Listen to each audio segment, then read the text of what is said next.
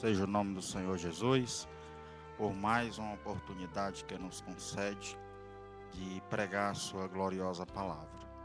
Vamos nesse instante, irmãos, fazer uma oração a Deus, pedindo ao Senhor sua misericórdia, sua bondade sobre as nossas vidas, para que no abrir de nossa boca possa fluir suas palavras, sua vontade para as nossas vidas.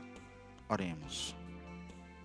Querido Deus e eterno Pai, pedimos ao Senhor, Deus eterno, que venha, Senhor, sobre nós com tua graça, trazendo, Pai, em nossas vidas santidade, Senhor, desejo de te servir, de te buscar e andar, Senhor, de acordo com a tua poderosa palavra, Senhor.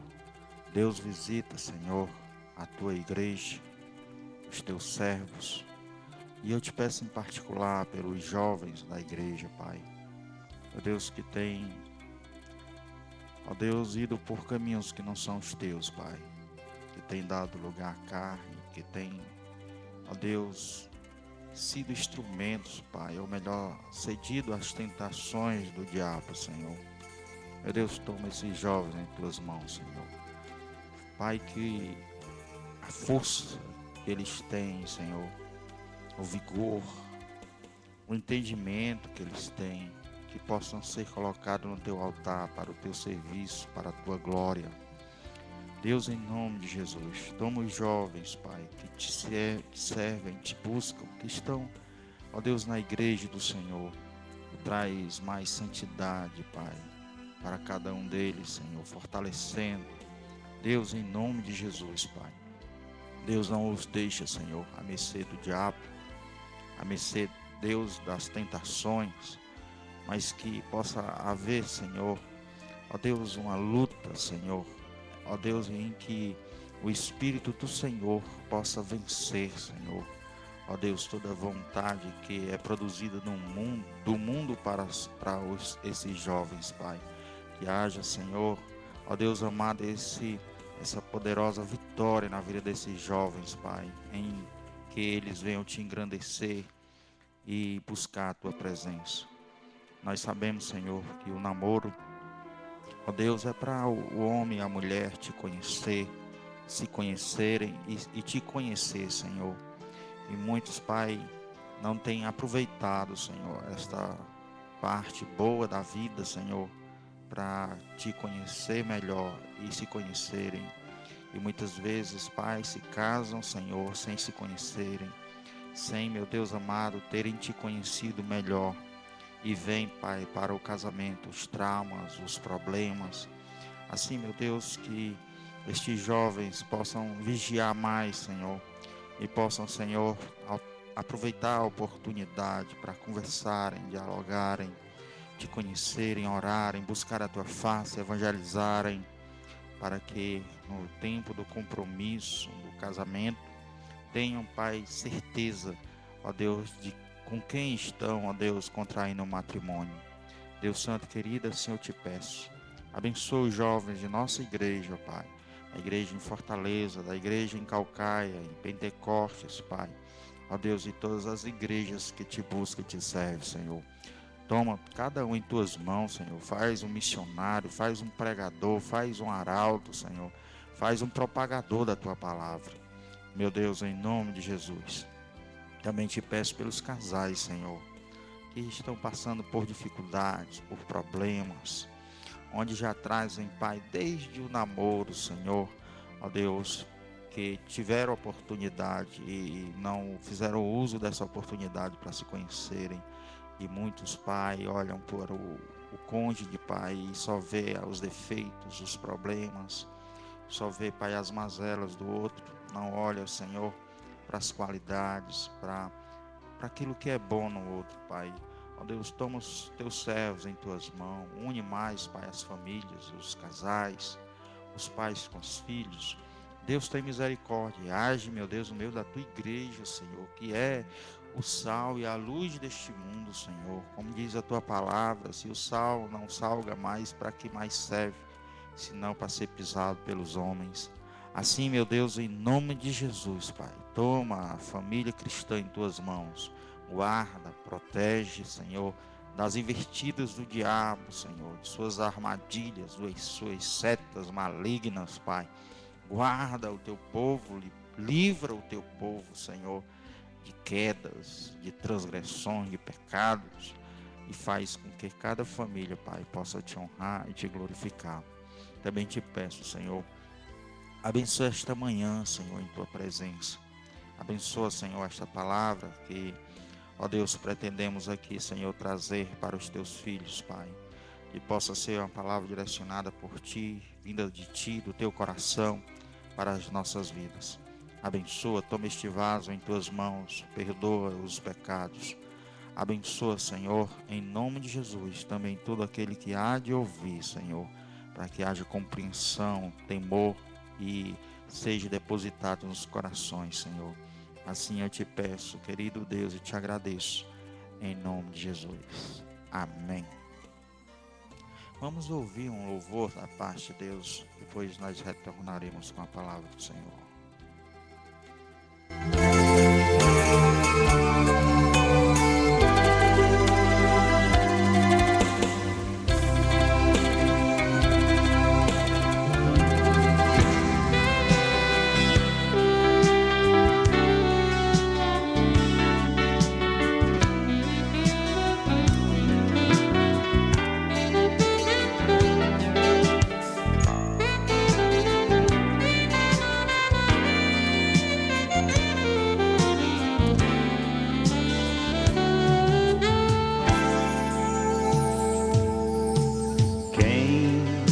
Posto a mão no arado, não pode mais olhar para trás, pois quem no arado põe a mão, trabalho certo e perto, tem serviço e profissão.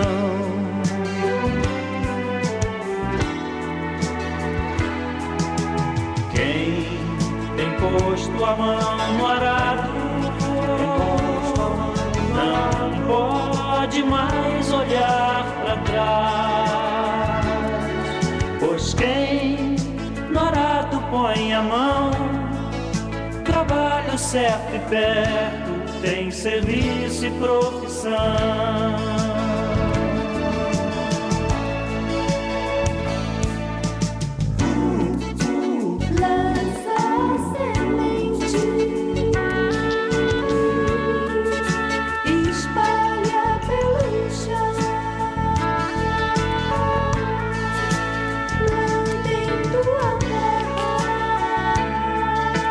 Faz do teu trabalho tua guerra.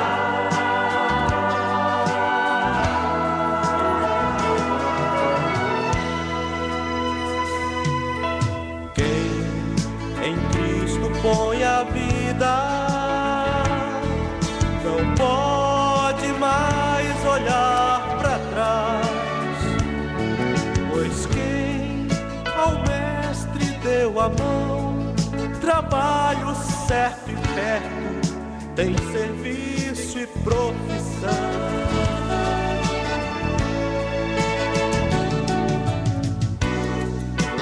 Prega a palavra, ensina o teu Senhor, mostra em tua vida. Faz das boas novas tua vida.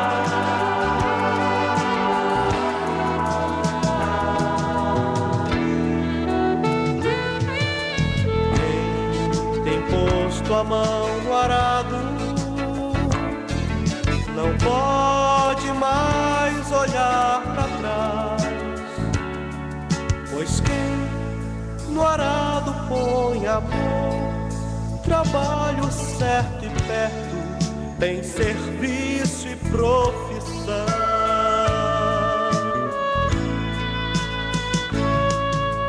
Quem tem posto a mão no arado, não pode olhar para trás.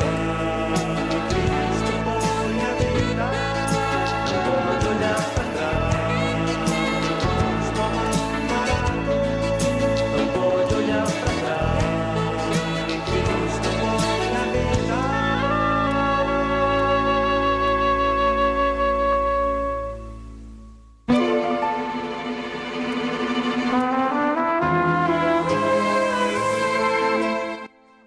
Louvado seja o nome do Senhor. Estamos de volta com o programa A Voz da Palavra. Eu gostaria de ler aqui uma passagem na Bíblia, somente um versículo, embora nós vamos ler muitos, mas para começar diz assim: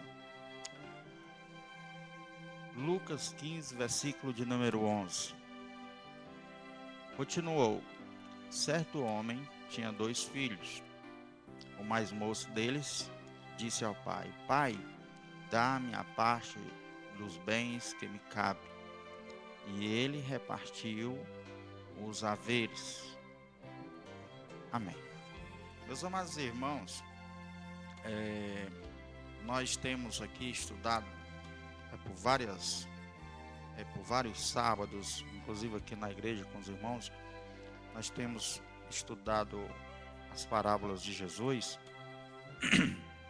e sempre nós mostramos o contexto em que essas parábolas elas foram proclamadas por Jesus.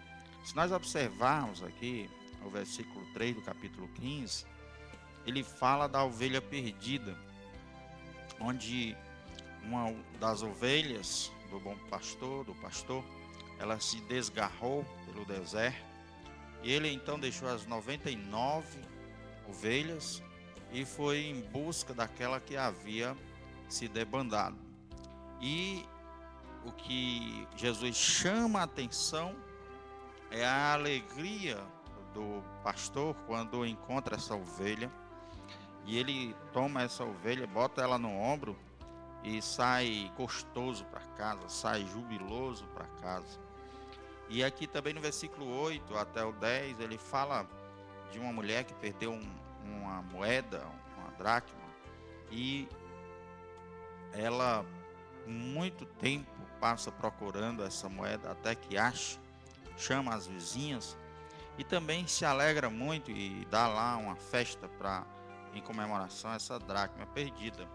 E depois dele citar essas 2 parábolas, que me parece tem o mesmo contexto, né, da alegria daquele que se perde, da alegria do Senhor, do dono, da mulher, dona de casa, daquilo que haviam perdido. E aqui ele fala de 2 jovens, fala de uma família, na verdade, de um pai e 2 filhos, onde a Bíblia ela mostra várias coisas interessantes nessa parábola. Fala da alegria, melhor, da tristeza do pai, fala do desejo do filho mais moço em conhecer novas terras, em conhecer novos prazeres. Fala do mais velho que também estava na mesma situação do mais jovem, só que não tinha coragem de ir embora e fica enciumado quando o seu irmão retorna. E mostra também a alegria desse pai quando há o retorno desse filho que em terra distante quebrou a sua cara.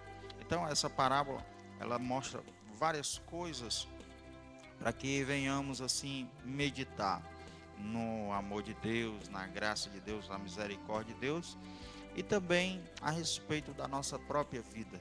Como estamos diante de Deus? Como estamos na igreja do Senhor? E se estamos afastados da igreja do Senhor? Aqui a Bíblia nos mostra que há possibilidade de retorno, a possibilidade de nos ingressarmos novamente no corpo de Cristo, na igreja do Senhor, e mostra que o nosso Deus Todo-Poderoso, Ele está sempre apto a nos perdoar, a usar de misericórdia conosco. Então vamos ler versículo por versículo e vamos meditar nessa parábola que eu creio há de falar muito com os nossos corações. Diz assim, versículo 13: Passados não muitos dias, o filho mais moço, ajuntando tudo o que era seu, partiu para uma terra distante e lá dissipou todos os seus bens, vivendo dissolutamente. É uma coisa que eu acho interessante, até estava comentando ontem com os irmãos, é que esse filho, na verdade, ele já estava desviado, ele já estava afastado. O coração dele não estava mais naquelas terras, o coração dele não estava mais naqueles afazeres. Ele estava com o coração já em outras terras, ele queria conhecer outros lugares, ele queria se aventurar por outras terras. E mostra que ele, na verdade, desconhecia o amor que tinha para com seu pai, para com seu irmão. Não havia consideração para com seu pai, com a sua família, com seu irmão, seus irmãos. Não havia gratidão em seu coração por aquilo que o pai lhe concedia, pela estadia que ele tinha. Não havia conformismo com aquilo que Deus lhe havia, melhor que o pai lhe havia concedido, por tudo que ele vivenciava em sua casa. Então a gente percebe que quando ele diz: Pai, dá-me tudo que tenho porque quero ir embora, na verdade ele já havia se distanciado do pai, da família, se sentia ali naquela casa entediado. O trabalho para ele era cansativo, enfadonho, e estava cansado de tudo aquilo e queria dar um basta, queria dar vazão aos seus prazeres, né? Queria conhecer novas terras e assim por diante.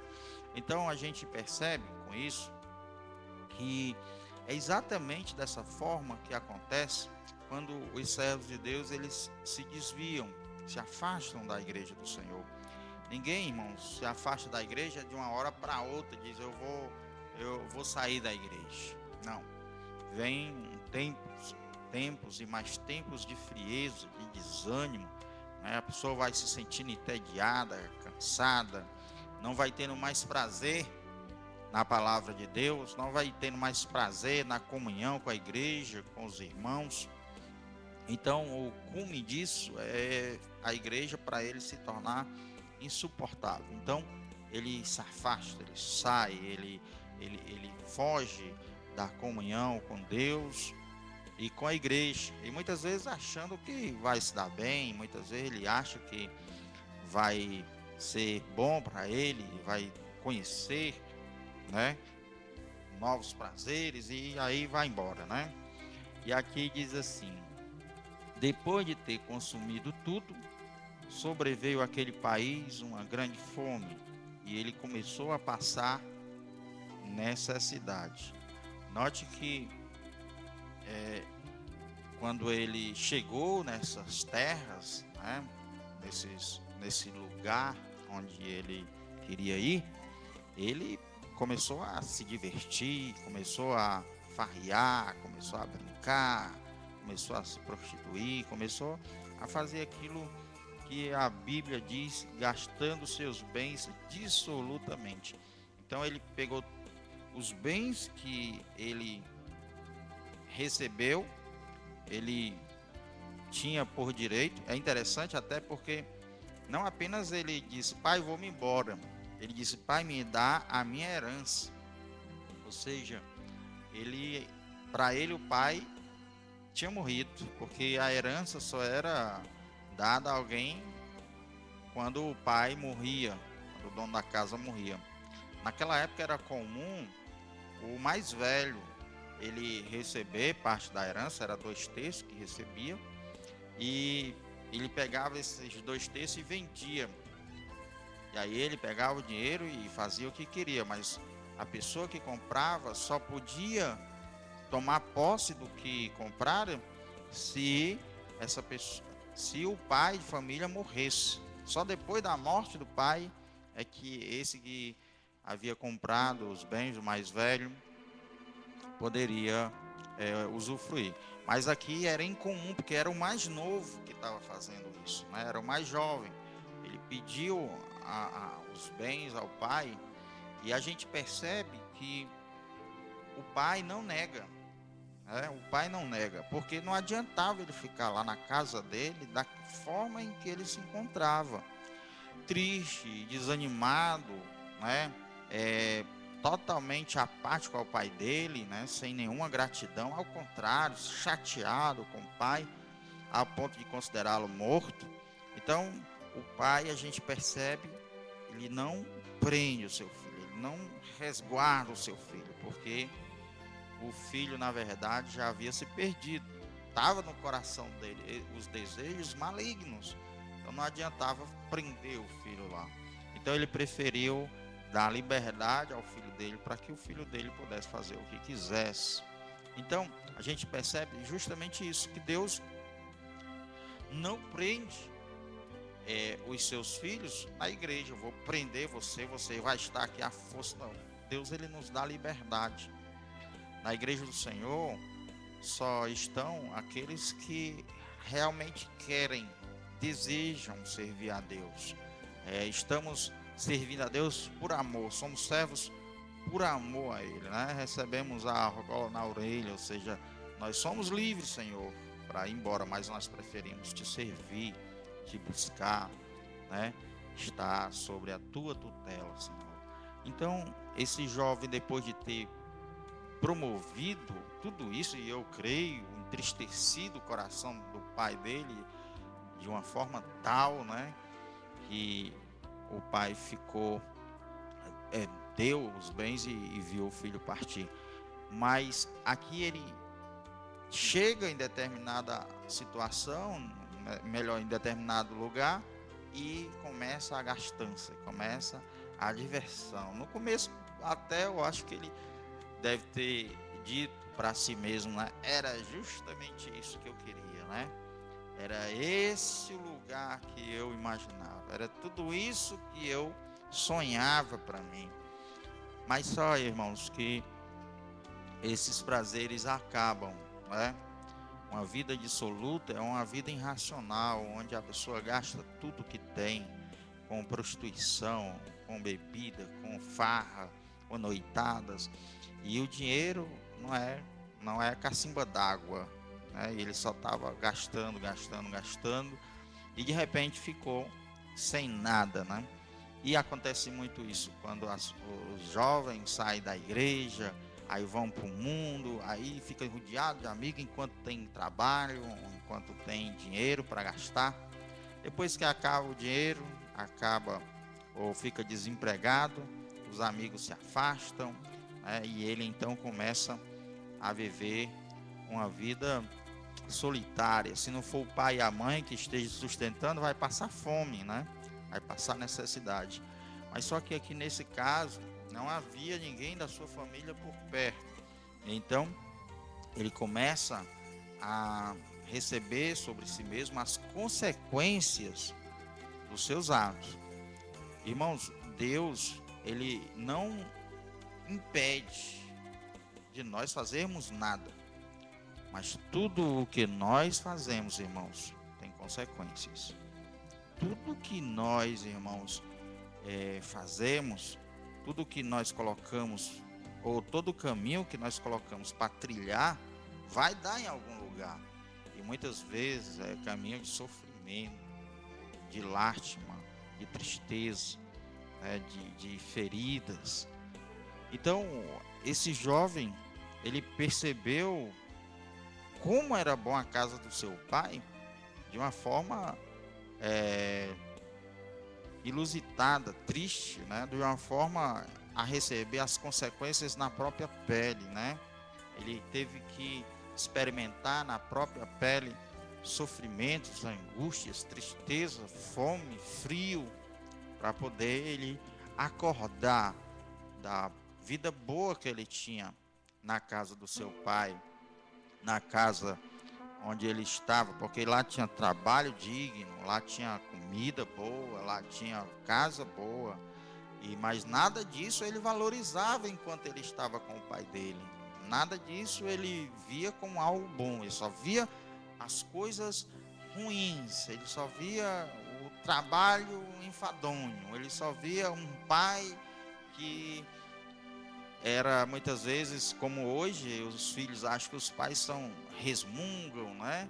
São muito ditadores, querem delimitar muito o caminho do filho, mas somente quando o filho sai de perto do pai e vai viver a sua própria vida é que ele vai ver que na verdade havia no coração do seu pai amor por ele, havia no coração do seu pai era cuidado para com ele. E aqui no versículo de número 14 fala dele começou a passar fome e passar necessidade. No versículo 15 diz assim: então ele foi e se agregou a um dos cidadãos daquela terra, e este o mandou para os seus campos a guardar porcos. Ali desejava ele fartar-se das alfarrobas, que eram varjas, que os porcos comiam, mas ninguém lhe dava nada. Então note que ele foi parar num trabalho pior, um trabalho que muitas vezes eu acredito ser para um judeu indigno, porque ele ia cuidar de porcos, né? E para cuidar de porcos você tem que colocar o pé na lama. Então esse camarada ele passou a ter situações completamente contrárias àquilo que ele vivia na casa de seu pai. Passou fome, foi passar o dia com os porcos, cuidando desses porcos, e nem o alimento dos porcos ele podia comer. Não era permitido ele se fartar com essas varjas, esses alimentos dos porcos, né, que era produzido pelos alfarrobeiros, né, alfarrobas, né, que era um pé de planta. Então, a varjas ele não lhe era permitido comer. Então, meus irmãos, aqui a gente nota que ele já começa a experimentar, né, as consequências dos seus atos, das suas decisões, e que ele percebeu que não eram boas. E a continuação, no versículo 17, diz assim: então, caído em si, diz: quantos trabalhadores de meu pai têm pão com fartura, e eu aqui morro de fome? Levantar-me-ei e irei ter com meu pai. Note que ele fala aqui dos trabalhadores do pai dele. Os trabalhadores do meu pai têm pão com fartura, e eu estou aqui passando fome, passando necessidade. Irmãos, isso acontece todos os dias. Pessoas que vão dar valor às coisas que têm só quando elas perdem. Muitos irmãos olham para a situação em que estão, e às vezes estão até bem, e se lamentam, se entristecem, né? Não sabem agradecer, não sabem ser felizes com a vida em que eles têm. Eles nunca podem ou nunca imaginam que poderiam estar em situações muito piores em que se encontram, e não valorizam a vida que têm. Muitos irmãos são infelizes, a maior parte da população em que vivemos é infeliz, porque não se alegra com o que tem, vive em função daquilo que não tem, vive pensando no passado, no saudosismo, com saudade de quando era criança, que não tinha responsabilidades, com saudade da casa do pai, muitas vezes, e aí fica se imaginando para o futuro. No futuro vai ser melhor, no futuro vai ser assim, no futuro vai ser assado, e não se alegra com o hoje, com o que tem. E assim, irmãos, nem era feliz quando criança, nem é feliz agora, e nem vai ser feliz depois, porque ele não se atenta que o dia bom é o dia de hoje, em que nós estamos vivendo. que o dia alegre é esse, que eu estou agora com saúde, eu estou bem, né? Tenho um alimento na minha casa, tenho um pai, tenho uma mãe, tenho uma casa, um teto para morar, não estou no meio da rua. E a gente só vê muitas vezes irmãos amargurados, tristes, azedos, né? Sem realmente agradecer pelo que têm, pela vida que vivem, e só ficam pensando no que poderiam ter, ou ficam pensando no que tinham e que não tem mais. Então, irmãos, isso se dá justamente com esse jovem. Ele começa a lembrar da vida boa que tinha na casa do seu pai. Mas só que quando ele estava lá, ele não achava que era uma vida boa. Ele começou a achar que era uma vida boa quando ele começou a passar dificuldades, passar fome, a não ter roupas para vestir, a não ter um alimento bom para comer, a estar trabalhando no meio dos porcos, né? Então ele começou a preferir 1000 vezes a vida que ele tinha quando estava na casa do seu pai. E então, meus irmãos, ele prefere ir para a casa do seu pai. Ele cai em si na situação em que está, né? E se arrepende de ter feito o que fez. É tanto que ele diz assim: levantar-me-ei e irei ter com meu pai, e lhe direi: Pai, pequei contra o céu e diante de ti, já não sou digno de ser chamado teu filho. Note que ele cai em si e reconhece a gravidade dos seus atos. Ele diz: pequei contra o céu, pequei contra Deus, pequei também contra ti, Senhor, meu pai, porque na verdade ele teve o seu pai como morto, né? Para ele, o seu pai tinha morrido. Ele: pai, pode me esquecer, eu vou embora, né? Me dê minha parte que eu tenho aí e tchau. Então ele pecou, ele pecou contra o céu, contra Deus e contra o pai dele, e reconhece isso. Ele reconhece isso. E ele ainda diz assim: já não sou digno de ser chamado teu filho. Então note que ele sabia da gravidade dos seus atos, ele reconheceu. E é o mais difícil de acontecer, irmãos, é justamente isso: é as pessoas reconhecerem seus pecados, reconhecerem que erraram, reconhecerem o caminho que estão trilhando que é mau. E não reconhecendo, fica difícil a mudança, fica difícil trilhar outro caminho. Às vezes os pais vão falar com os filhos: meu filho, não é assim não, meu filho, faça dessa forma, é desse jeito, meu filho, que se deve andar. E o filho vai e fica zangado, né? O filho se aborrece e acha que o pai não sabe de nada, que um pai é um tolo, e aí começa a andar no próprio caminho em que ele acha que é certo.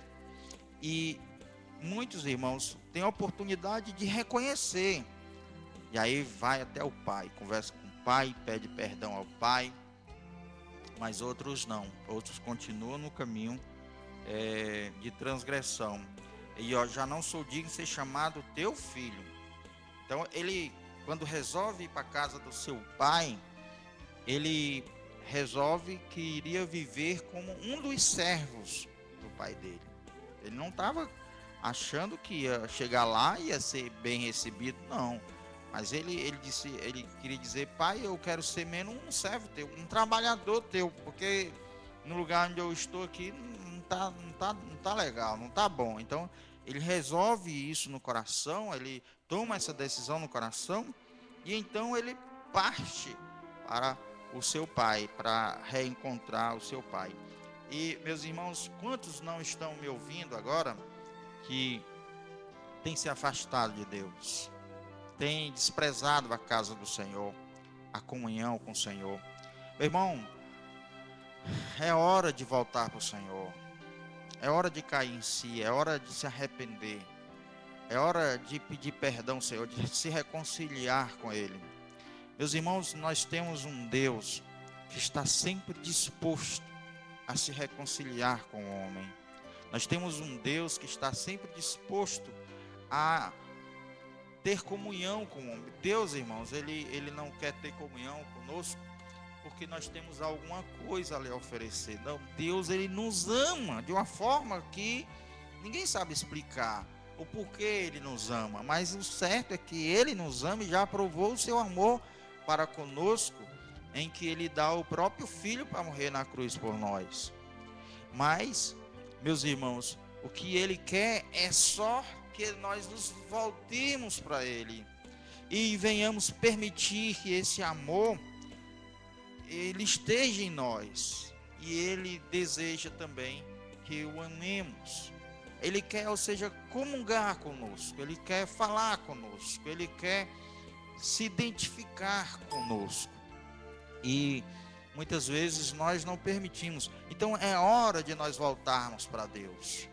É hora de nós nos voltarmos para Ele, de nos direcionarmos ao Senhor.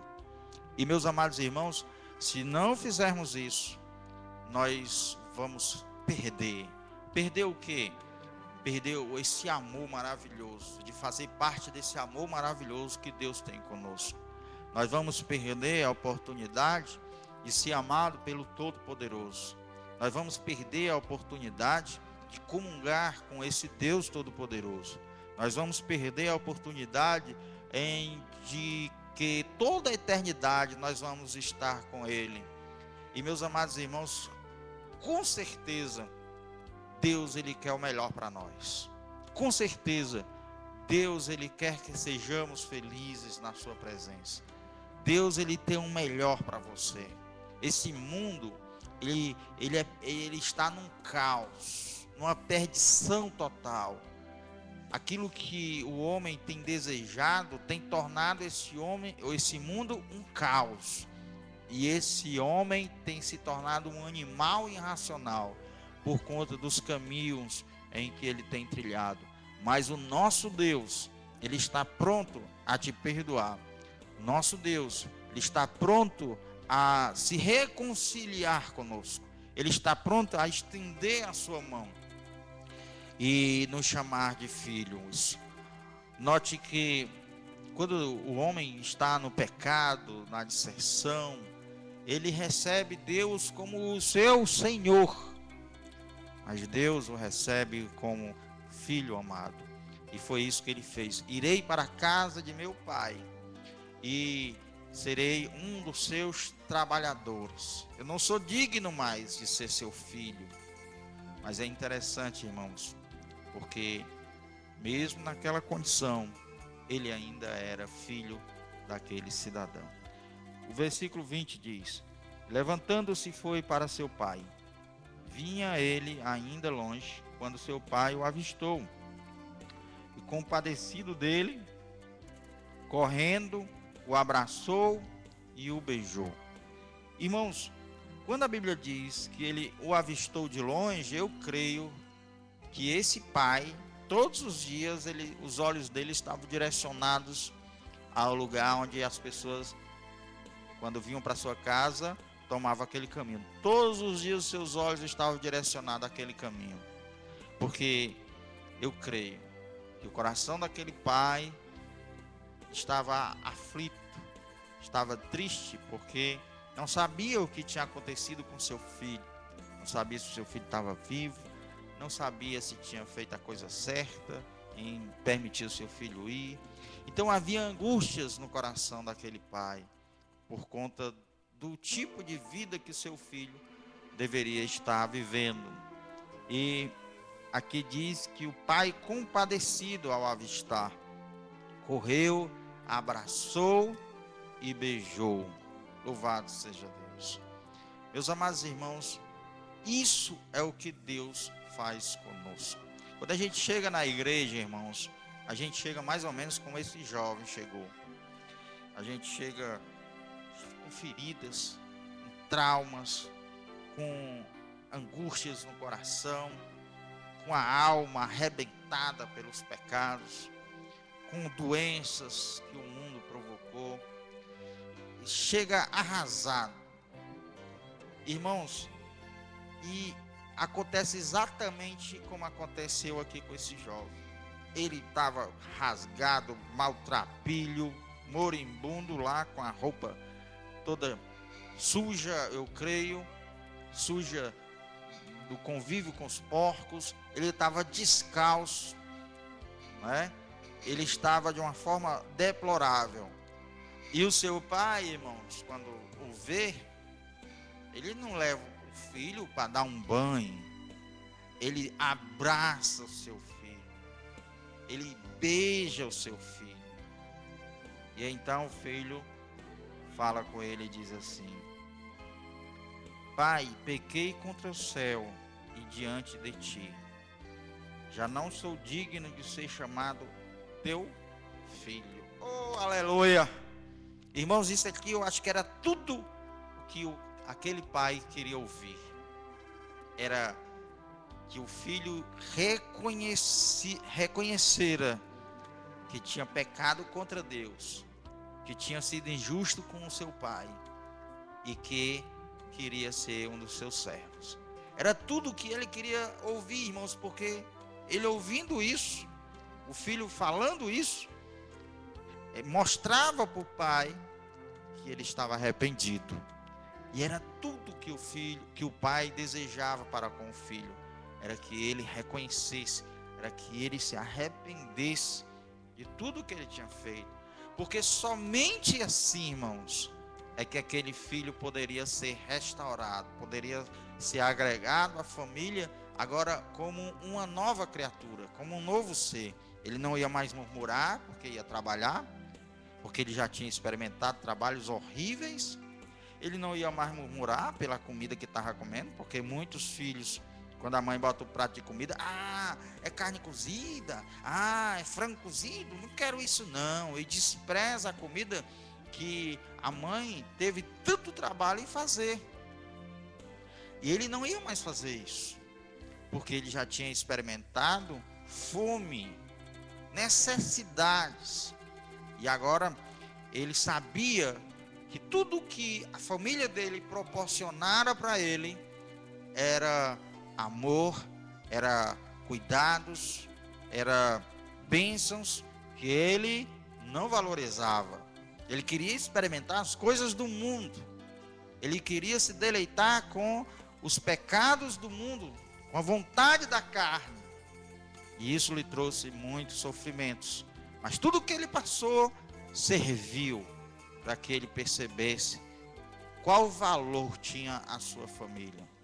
E meus irmãos, veja só o que o pai responde, porque ele disse para o pai dele: Pai, eu não sou mais digno de ser teu filho. Veja só a resposta do pai.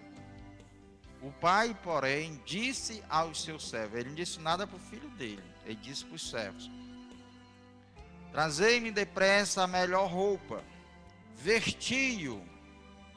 Note, o homem estava todo rasgado. E foi dessa forma que nós chegamos na igreja. O Isaías diz que a nossa justiça é como um trapo de imundícia. Como um trapo de imundícia. Um trapo é uma roupa que não veste, é rasgada, né? Mas aqui o pai vem e coloca vestes no filho que estava com um trapo. Ou seja, Deus, ele nos cobre com a justiça de Cristo, com as vestes celestiais de aceitação da nossa pessoa, onde ele não mais nos reprova, mas agora ele nos aceita como filhos. Ele nos veste, irmãos, com essas vestes brancas, com essas vestes de pureza, mostrando que Deus, irmãos, ele não vê mais os nossos pecados, toda a maldade que cometemos, tudo o que nós fizemos, fugindo da sua gloriosa presença. E ele diz mais: Ponde-lhe um anel no dedo e sandálias nos pés. O anel, irmão, significava autoridade. Ele estava mostrando: não, você continua sendo meu filho. Aí você continua sendo dono de tudo isto que eu tenho. E quando coloca uma sandália nele, pois ele estava descalço, meus irmãos, mostra que ele não seria naquela casa um servo, um escravo, mas ele seria livre. Naquela época, irmãos, os escravos andavam descalços. E os livres andavam calçados. E ele, note que ele chega na casa do pai dele descalço, ou seja, como que ainda estivesse escravizado com as coisas do mundo, com a vontade da carne. E o pai mostra para ele: não, meu filho, eu te recebo como filho e eu te dou liberdade. Você não vai ser um servo, você vai ser meu filho, você vai ser livre. Eu continuo te dando liberdade. E é isso que Deus faz conosco, irmãos. Nós não chegamos na igreja e somos escravos de regras, de normas. Nós somos livres. Nós somos livres para adorar, para buscar o Senhor. Nós somos livres. A Bíblia diz: todas as coisas eu posso, mas nem todas me convêm. Porque eu posso tudo, mas nem tudo me convém. Porque, irmãos, como nós vamos, mesmo depois de ter chegado maltrapilhos, escravos, né? Mesmo depois de chegarmos arrasados por aquilo que provamos do mundo, o Pai nos veste, o Pai nos dá um anel, o Pai nos dá nos rompe com todos os grilhões, nos dá liberdade. Eu ainda vou continuar querendo voltar para o mundo do qual eu me arrependi, do qual eu não quero mais voltar, do qual sofri. Como, irmãos, eu nas mãos do meu Pai, do Pai Celestial, eu voltarei para as mãos do diabo, para as suas garras?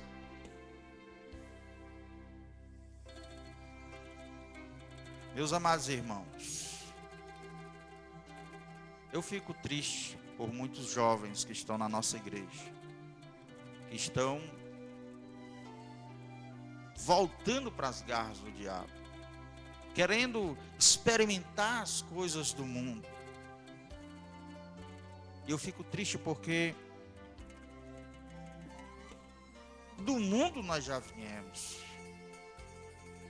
Do mundo nós já dissemos um basta. Irmãos, o mundo não deve trazer saudades ao coração do crente,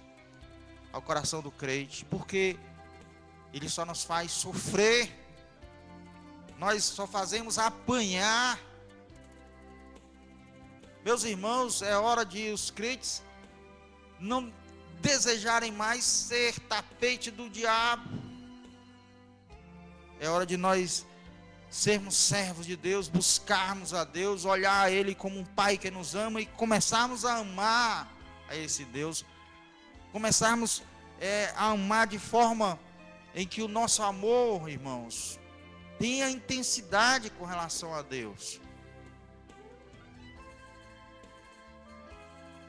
O pai, porém, disse aos servos: trazei depressa a melhor roupa, vestiu, ponde o anel no dedo e sandálias nos pés.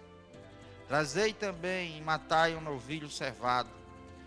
Vamos comemorar, vamos nos regozijar, porque este meu filho estava morto e reviveu, estava perdido e foi achado.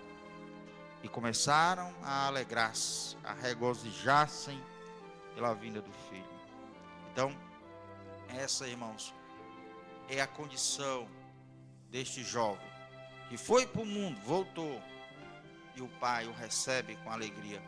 Eu fico lendo isso aqui, irmãos, eu fico admirado assim com relação ao pai, com relação a como o pai ele tenta conciliar, né? Ele tenta a reconciliação sempre com os seus filhos. Primeiro com esse jovem, depois com o mais velho. Porque a situação do mais velho era exatamente a mesma do mais novo, quando ele ainda não tinha partido para aquela terra distante. Ele era ingrato com relação ao pai. Ele achava que trabalhava muito para o pai.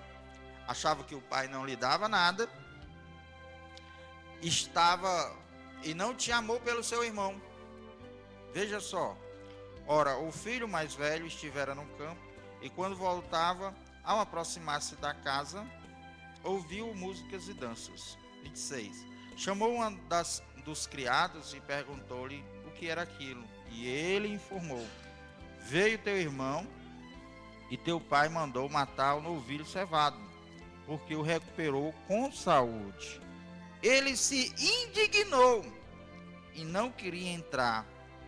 Saindo, porém, o pai procurava conciliá-lo. Note que houve uma revolta no coração desse jovem. A revolta dele é porque o pai recebeu aquele jovem como filho. Se o pai tivesse recebido ele como um escravo, como um servo, tivesse colocado ele numa casa lá, juntamente com os servos, e chegasse lá chegasse na casa do seu pai, e o pai tivesse: meu filho, seu irmão chegou, ele está lá com os servos, vai ser agora meu empregado, não tenho mais ele como filho não. Então o filho teria, então ainda bem, né, pai, tudo. Mas como o pai fez uma festa pela volta do filho, houve uma revolta no coração dele. Então note que Jesus, ele queria mostrar para os judeus, melhor, para os fariseus, os saduceus e todos os mestres ali do sinédrio, que aquelas prostitutas, que aqueles bebarrões, que aqueles publicanos, eles eram também filhos, mas que tinham se debandado, não tinham reconhecido as promessas que tinham da parte de Deus. E então Jesus conta essa parábola, mostrando para eles que eles estavam errados. Jesus mostra esse filho mais velho como sendo esses religiosos que achavam que esses publicanos, essas meretrizes, não tinham mais direito nenhum, mesmo se arrependendo, mesmo mudando de vida, não tinham mais direitos, deveriam ser tratados como estrangeiros, como escravos, e não como judeus, hebreus, que tinham as promessas de Deus. Jesus mostra essa parábola, mostrando para eles que o comportamento desse mais velho era, na verdade, o comportamento que eles estavam tendo com relação aos que estavam perdidos, estavam se arrependendo e se voltando para Deus através de Jesus Cristo. É aqueles que estavam no mundo, estavam se voltando para o Senhor, mudando de caminho. Então Jesus mostra a condição desse filho mais velho, onde ele ficou revoltado porque o seu pai o recebeu com amor, né?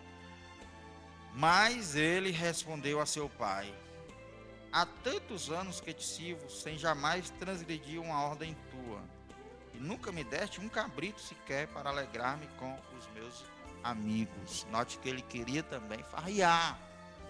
Note que ele queria também, que ele também não estava satisfeito com o trabalho, que ele achava que tinha justiça própria diante do pai dele, que o que ele fazia pagava tudo o que o pai lhe oferecia. Então era ingrato também. Mas note que o pai podia ter deixado esse filho lá. Ele não quer, ele não está entendendo o que eu estou fazendo com o irmão dele, então eu vou deixar ele lá até ele se acalmar. Não, o pai foi lá, foi conversar com ele, foi arrazoar com ele, foi dialogar com ele, mostrar para ele que também ele precisava de perdão, que ele precisava se arrepender de suas atitudes. É interessante porque esse filho mais velho, ele diz assim, o teu filho, ele não diz assim, o meu irmão. Quer dizer, até ele, o mais velho, não considerava mais esse jovem irmão dele. E ele queria que o pai fizesse a mesma coisa, não considerasse aquele jovem como filho. Só que o pai não fez isso, e essa é a revolta dele. Então, veja só a resposta do seu pai. Vindo, porém, esse teu filho, que desperdiçou os teus bens com meretrizes, tu mandaste matar para ele um novilho cevado. Então respondeu o pai: meu filho, tu sempre estás comigo, tudo que é meu é teu. Entretanto, era preciso que nos regozijássemos e nos alegrássemos, porque esse teu irmão estava morto e reviveu, estava perdido e foi achado. Louvado seja Deus por essa atitude desse pai, porque Jesus está ilustrando exatamente como é o nosso Deus com relação a nós.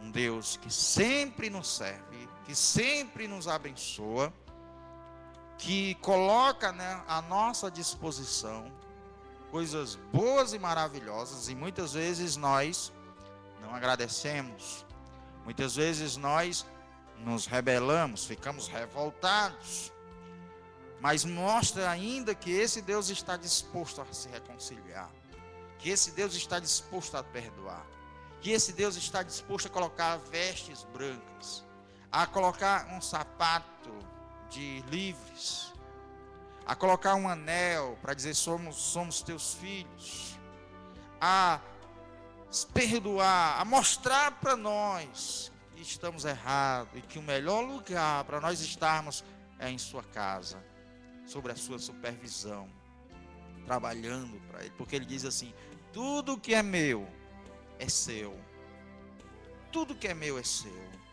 Assim, irmãos, Deus fez conosco.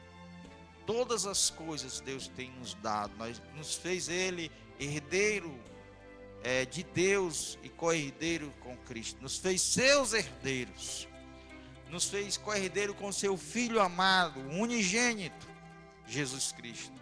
Então, irmãos, nós temos muitos motivos para agradecer a Deus por esse dia.